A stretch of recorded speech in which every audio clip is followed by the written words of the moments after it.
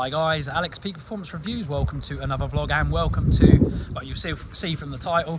It is going to be an Audi RS3 intercooler install, so Revo Stage 2 intercooler, but they will go beyond Stage 2 in terms of the power levels and also Stage 2 tune if we have time today. It is horrible outside, even though you've got some blue sky over there. Hopefully that comes over in a bit. And I'm here at Supercharged Performance. Links in the bio to all of where they are, where you can find them, phone numbers, etc. I've already used these guys. They're absolutely amazing. They're very accommodating at getting you in quickly, getting stuff done, so that is very infrequent these days. There's not many people that can do that these days, so that is a massive string to their bow. And they've got a dyno facility as well, two-wheel drive. Even if you've got an all-wheel drive car, they can disconnect, like a Haldex or whatever it may be, to put it into two-wheel drive mode and dyno it, which is even better. So you can see the proof of the software and the tuning doing it, making its gains in torque and power. But yeah, these guys are awesome, very trustworthy, great. You can see from Google reviews as well, but I love using them. I've used them for quite a few bits and I will continue to use them for lots of other bits. But anyway, let's get into the nitty gritty, let's get into the video, let's go inside and get installing. We can see they've already started. I'm going to get my hands dirty probably today as well. Shouldn't take too long, possibly we think 3.5 hours, and then we'll get it on the dyno, all going well if the day goes well. If you've got any questions, as always guys, hit us up in the comment section, and yeah, let's go and see what's going on.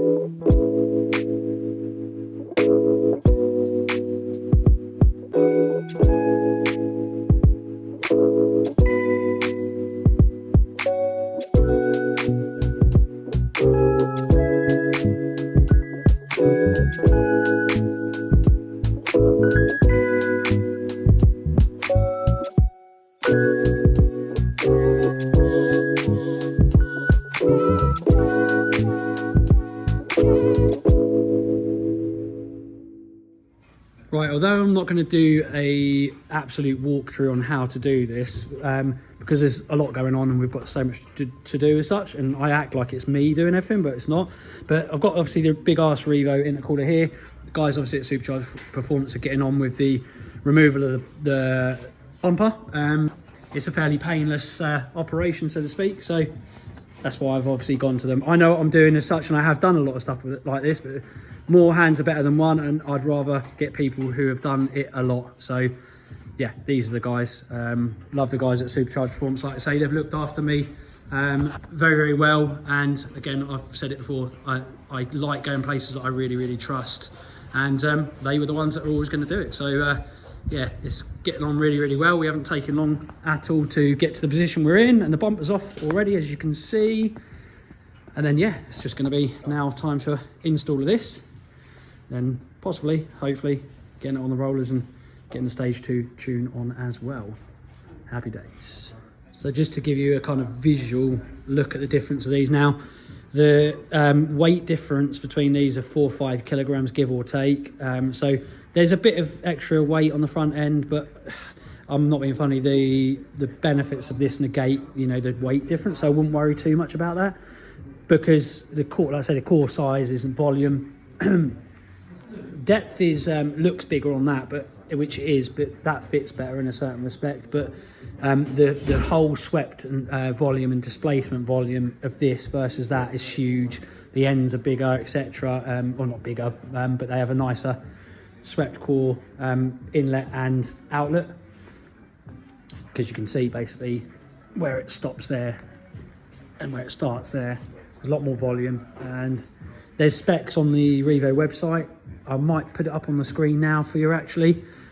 So yeah, massive benefits to that. This one really will not support even Stage 2 software, from what I'm told. It will heat up, even if you put a car with a stock intercooler on track, they can really heat up.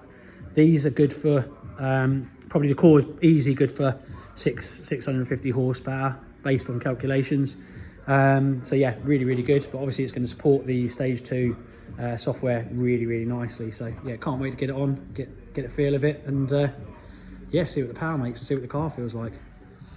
One of the other awesome things about the Revo intercooler that I like, our car is a, like say, AV2, and it's also got the activated or ACC, which is the active cruise control. So it's got the radar in front that basically senses the car in front and will dictate kind of distance.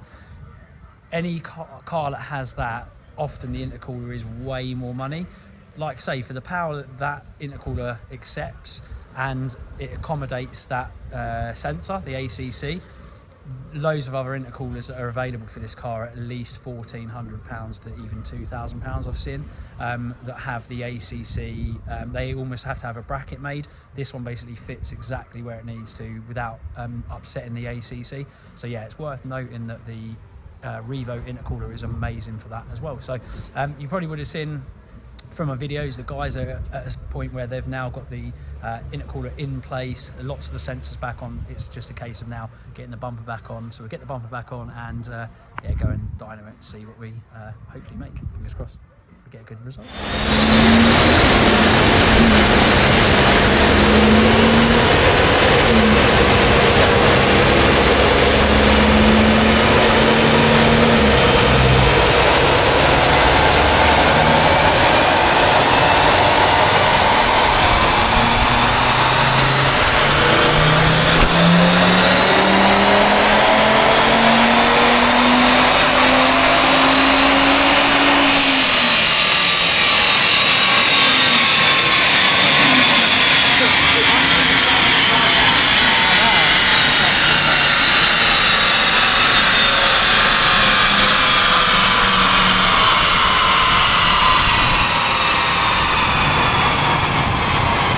So yeah, Josh has just finished checking the car on the basic stock file, and as the car is stock, and the car has hit about, I think it's circa 340 wheel horsepower. So it's about, I worked out with correction factor, around 405, 406 horsepower. It is, however, hitting a limiter, the stock limiter, which means that obviously it's hitting 155 mile an hour in fourth. So it means that on a couple of pulls we had to go into fifth. Normally you do want to do it on fourth. When we put the Revo software in there, we will be able to pull all the way up to the top of red line, which means that at when it's hitting roughly 400, 405 horsepower, it's kind of hitting that where you'd probably expect it to, and then it'll probably end up making a bit more than that. So I suspect it will end up making yeah, on the stock setup with the intake, probably 410, 420 horsepower, which is kind of what we expected. So it's making healthy power, and it's making what we expected it to do on the stock file with the Venturi intake and Venturi turbo tube. So once the rev limiter is removed, the speed limiter is removed, we can pull it in the proper gear all the way through to red line, end of red line, with no limiter, and it means that hopefully we'll get a good result. We don't know what we're going to get. Obviously I'm hoping for somewhere thereabouts of 500. Revo State circa 480 horsepower. So obviously this is a DNWA engine, which is very similar to a Daza engine. The DNWA does have more aggressive cams, but obviously it has the restriction of the OPF GPF, so they tend to make a little bit less horsepower than DNWA cars, which are slightly younger or older cars, shall I say, than that. Yeah, older cars than that. But nonetheless, these should be able to hit somewhere thereabouts of 500 horsepower. So we will see. Obviously, the first hopes for the car is that it hits 480. If it hits anywhere between 480 and 500, that's a bonus. I'd love to hit the 500 horsepower figure. The rumours are Revo Stage 2 cars, even on facelifts, should be able to hit somewhere thereabouts that. But I don't want to get too excited and too ahead of myself, so let's see what it makes. It's got some good supporting mods, but at the end of the day, proof is in the pudding. Let's see what it makes, and yeah, I'm excited for the pulls.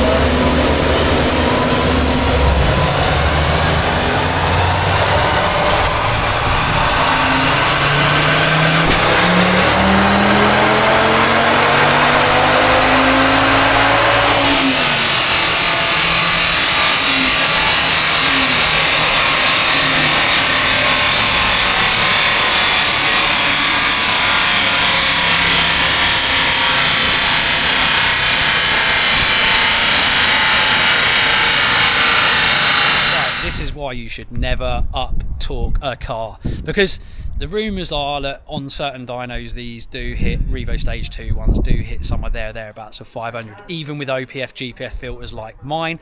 However, I haven't quite hit that figure, but Josh's dyno is relatively harsh, but it doesn't matter, that is a really good thing. However, we hit 480 horsepower on the nose, which is about nearly 400 wheel horsepower, around 400 wheel horsepower, which is basically the high end of what Revo say that this can do. So Revo are basing it, I think, on relatively harsh dynos. If you put that on a generous dyno, it's probably easy a 500 horsepower car. It's also making the high end of where the torque maximum is that Revo believe it will hit. So it's I think it's 490 foot-pounds of torque, 640, nearly 650 newton meters of torque. So loads of torque, loads of horsepower. Sounds amazing when it comes really on boost. And in general, it looks. Josh was showing me where the car's making power and how much more power it's making at certain RPM, as well as the torque. And if you see the graph, it just makes it like, as soon as you've got usable power, it just makes a chunky amount of horsepower and torque, which will equate to a mad, way quicker car. So overall, weirdly, because I talked it up, I, in the moment, felt disappointed, but realistically, knowing that Revo do say 480, we are hitting what the high end of their cars in testing have obviously hit. So the marriage of the really good components that we've used, Venturi parts, have obviously worked really well, and the end figure is 480 horsepower on a harsh dyno. So it's probably a 500 horsepower, 510 horsepower car all day long. If you didn't have OPS and DPF filters on there, GPF filters on there, it would, go way over, say a good bit over 500 horsepower with no problems. It's obviously always a bit harder to get those kind of figures with those restrictions in it. However, I suspect that is going to make for one seriously quick car, and I can't wait. Anyway, let's go and quickly chat to Josh before we sign off. I did say to the guys, although I up-talked it big time and said, oh yeah, I'll try and get 500 horsepower. I was explaining to them about the chunkiness of the horsepower and torque and how usable it's going to be. It's going to be awesome. But yeah, what are your thoughts on it? I am pleased after kind of digesting it a bit more. I'm well pleased. I think they are about right. And look, what I said to you earlier is Revo don't actually support the gearbox on this one at the moment, so that is holding us back a little bit. I think that's why we're about 20 odd horsepower short, and a little bit down on the torque, but I think it's gearbox related, which maybe when they come out you can come back and we can definitely apply that. But generally, over speaking, 4,000 RPM is where it really comes alive. You've got an extra 140 newton meters of torque, like between 4 and 4.5, about 4,500 RPM. So obviously on the road, it's obviously as soon as them valves open up and the boost goes full send, you're going flying down the road. Definitely. But other than that, obviously we put the intercooler on, and obviously that's helping. I did have a quick look while I was doing the runs. Intake temps were about 39, which is pretty good. But the problem is, one of those things as well, that the airflow here is not perfect. Yeah, it's decent, but you never can simulate air. As long as you're in the 30s, it's generally okay. Absolutely. But over that, you've got 80 horsepower and 140 newton meters from the tune. Just by tuning the engine, which is obviously on the road, it's going to...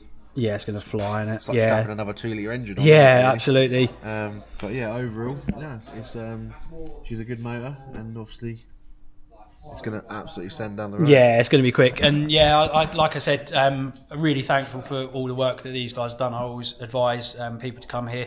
Like I say, links in the bio. Josh is an awesome guy. Always can get a hold of him. But mirroring what Josh said, the reality is we've just hit, on I think a relatively harsh dyno, the high end of the figures of what Revo basically say anyway. So And when you look at what it made pre to after tune, you think of the extra 80 horsepower and how much torque over what we had? 140 newton meters additional, so 80 horsepower more, and 140 newton meters of torque additional. And the way the graph looked is, genuinely, I suspect it's going to absolutely fly. And I will have some videos coming up in the near future. I'm going to do some 100 to 200 pulls and stuff like that, and get you some 0 to 60s, and hopefully I think I've got a Santa Pod day coming up, and I am going to take this, so I'm going to see what this can do in the quarter mile. I think they reckon that they're good for, with Revo Stage 2, potentially lowish 11s, but we'll see what we can do. And if I'm really close to 11s, you'll probably start to see me stripping the car while I'm at the strip, trying to get it in the 10s somehow. But I think that's probably a bit of a stretch. But anyway, really, really good. Really, really pleased with how the day's gone. And yeah, make sure you do definitely follow Supercharged Performance on all socials. Josh, you got anything to say, buddy? Yeah, if anyone wants anything, just get in contact. We always work on a good communicational basis, and we try and get people in as soon as we can. We work hard when there's work, and when there's not, we chill, and we do track days and stuff. So, but generally speaking, anything from small things to big things, just get in contact. Yeah, 100%, exactly like what I said. And yeah, we're going to be doing plenty more with Supercharged Performance in the near future, without a shadow of a doubt. I think we will definitely do a track day review with them as well, and we will definitely document that day, and it should be good fun. So yeah, I'm going to sign off on that. I'm really, really pleased. The more I kind of talk about it, the more absolutely buzzing I am about the whole result, and it's going to be awesome. Yeah, can't wait. So I'll get you a video, an in-car video in the coming weeks, as well as some of the performance tests and stuff. But yeah, thank you guys so much for watching. As always, like, share, comment and subscribe. Make sure you follow these guys as well. Take care, goodbye. Cheers. Bye.